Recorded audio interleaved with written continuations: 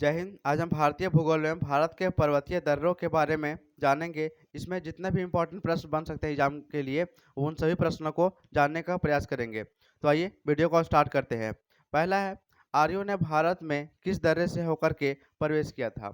तो आर्यों ने खैबर दर्रे से होकर के भारत में प्रवेश किया था। इसलिए इसको जो खैबर दर्रा है, भारत का प्रवेश द्वार भी कहते हैं।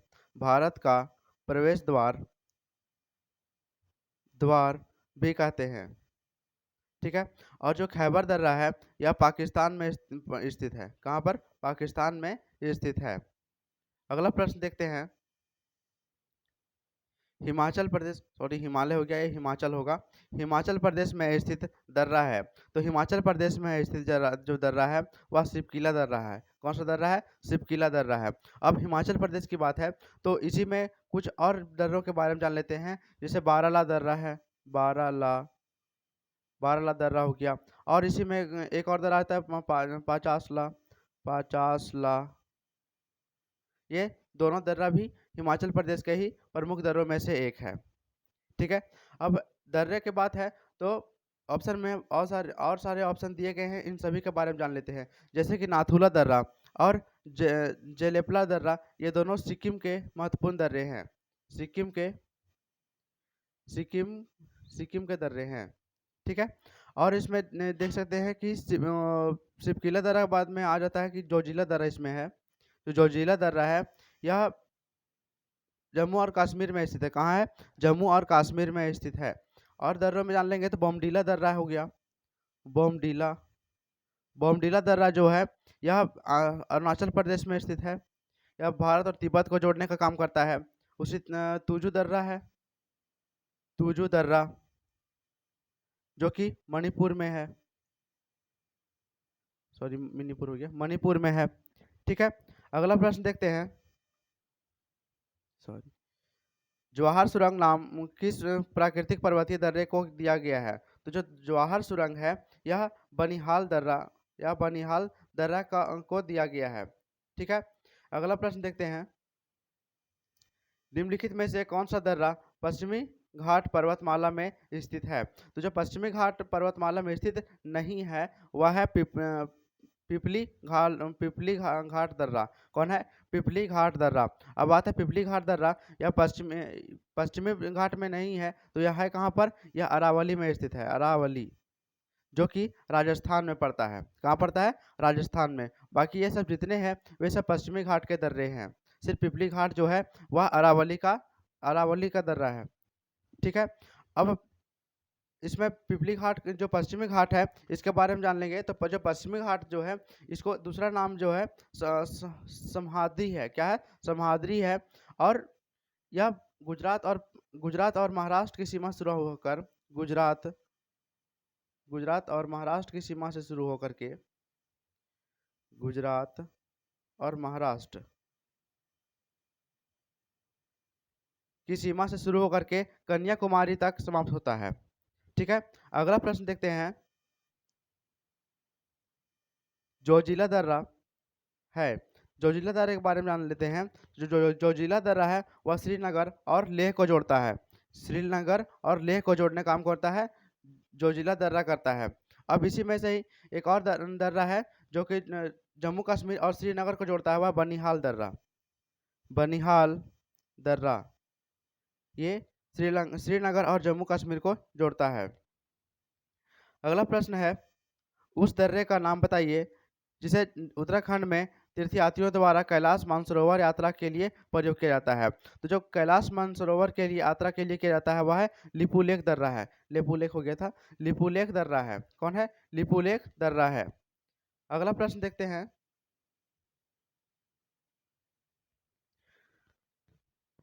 अगला प्रश्न है, निम्नलिखित में से कौन सुमेलित नहीं है? तो जो सुमेलित नहीं है उसमें आ जाता है नाथुला दर्रा। कौन है? नाथुला दर्रा, जो कि अरुणाचल प्रदेश के बारे में बोल रहा है। ये नाथुला दर्रा अरुणाचल प्रदेश में ना होकर के बल्कि सिक्किम में स्थित है। कहाँ है? सिक्किम में। सिक्किम में है। जो नाथुला दर्रा है वह सिक्किम में है। बाकी जो दर्रे हैं यहाँ पर, लिपुलेख जो दर्रा है उत्तराखंड में है, पालघाट दर्रा केरल में, और रोहतांग जो दर्रा है या हिमाचल प्रदेश में स्थित दर्रे हैं। तो अगला प्रश्न देखते हैं। टोगुप दर्रा भारत को किस देश के साथ जोड़ने का वाला पर्वतीय मार्ग है? तो यह म्यांमार के साथ जोड़ने वाला पर्वतीय भाग है। टैगुप जो दर्रा है यह म्यांमार भारत को म्यांमार से जोड़ने का काम करता है। अगला प्रश्न देखते हैं, पाल घाट निम्नलिखित में से किसके मध्य स्थित है? जो पाल घाट है यह नीलगिरी और अन्नामलाई के बीच में स्थित है। किसके किसके बीच में?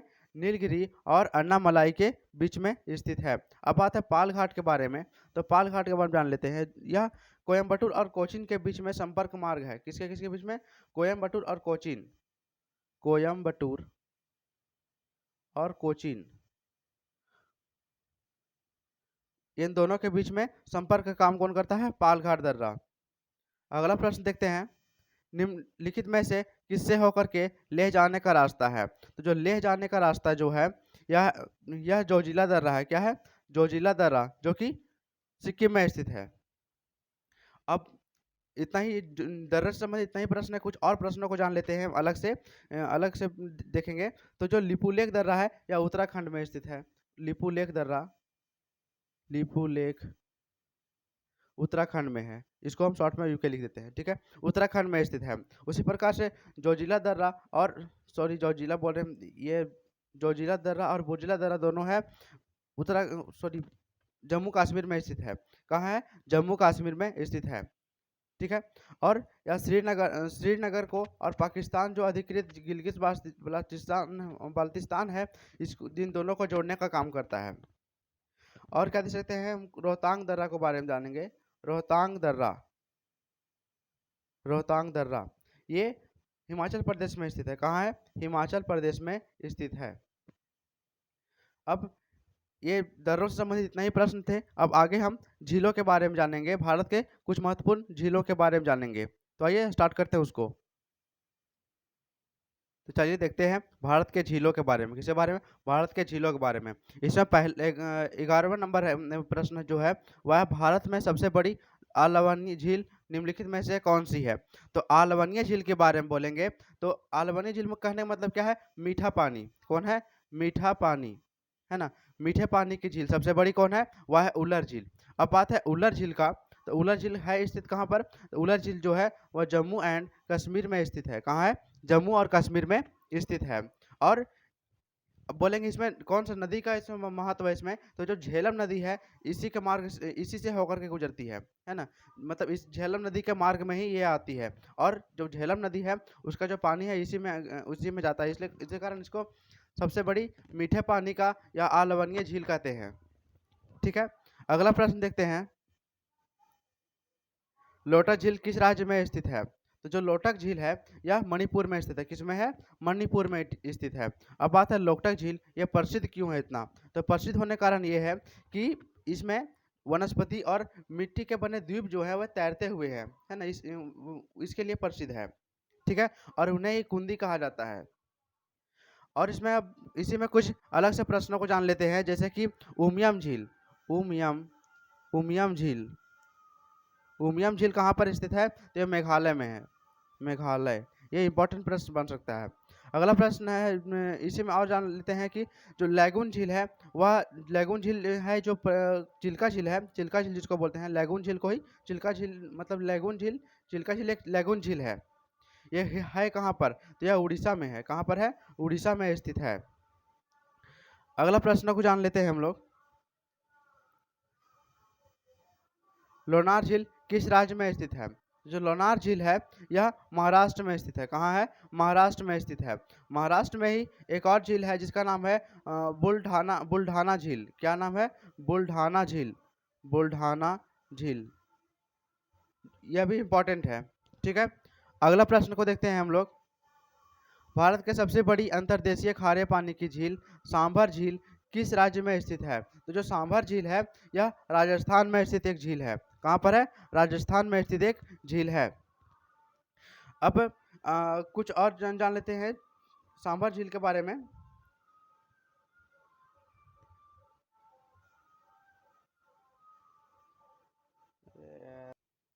जो सांभर झील है यह सांभर झील समुद्र तल से 1200 मीटर की ऊंचाई पर स्थित है। कहाँ पर? 1200 मीटर की ऊंचाई पर स्थित है। सॉरी मीटर नहीं, फीट। 1200 फीट की ऊंचाई पर स्थित है और यह लवणीय जल है ना, जो खारे पानी का है, इसी से यहाँ पर नमक बनाया जाता है। अगला प्रश्न देखते हैं, वेम्बनाड झील किस राज्य में स्थित है? जो वेम्बनाड झील है यह केरल में स्थित है। कहाँ पर है? केरल में स्थित है। वेम्बनाड झील केरल में स्थित है। अब कर्नाटक के कुछ झील के बारे में जान लेते हैं। तो कोलेरू झील जो बहुत इंपॉर्टेंट है, कोलेरू झील, कोलेरू झील यहाँ की महत्वपूर्ण झील है। अगला प्रश्न देखते हैं, जवाहर सागर, राणा प्रताप सागर तथा गांधी सागर जलाशय किस नदी पर निर्मित किया गया है? तो यह चंबल नदी पर किया गया है। किसके ऊपर? चंबल नदी पर। अब बात है चंबल नदी का, तो यह मध्य भारत में यमुना की सहायक नदी है। मध्य भारत में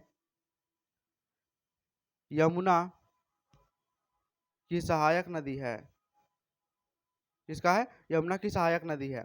और क्या जाना पावल पर्वत से यह निकलती, कहाँ पर से? जाना पावल पर्वत से। जाना पावल पर्वत से निकलती है कौन? चंबल नदी। ठीक है, तो ये सभी जो झील है यह चंबल नदी पर स्थित है। अगला प्रश्न को देखते हैं। अगला प्रश्न है, भारत में विशालतम लैगून निम्नलिखित में से कौन सा है? तो जो भारत में विशालतम जो लैगून है वह चिल्का लैगून है। कौन है? चिल्का लैगून। पिछले वीडियो के पिछले प्रश्नों में ही हम लोगों ने देख चुका है। अगला प्रश्न देखते हैं, भारत में फिर खालिस्तान झील वस्तुत एक कृत्रिम जलाशय है जो मौर्यों के शासनकाल के दौरान बनाया गया था। तो जो मौर्यों के दौरान बनाया गया जो झील है वह सुदर्शन झील है। कौन है? सुदर्शन झील है। बोला जाता है चंद्रगुप्त मौर्य ने अपने गवर्नर मतलब राज्यपाल को आदेश दिया था जिनका नाम था पुष्यगुप्त वैश्य। पुष्यगुप्त वैश्य इसने ही बनवाया था, है ना, और चंद्रगुप्त मौर्य के आदेश पर। अगला प्रश्न देख लेते हैं हम लोग,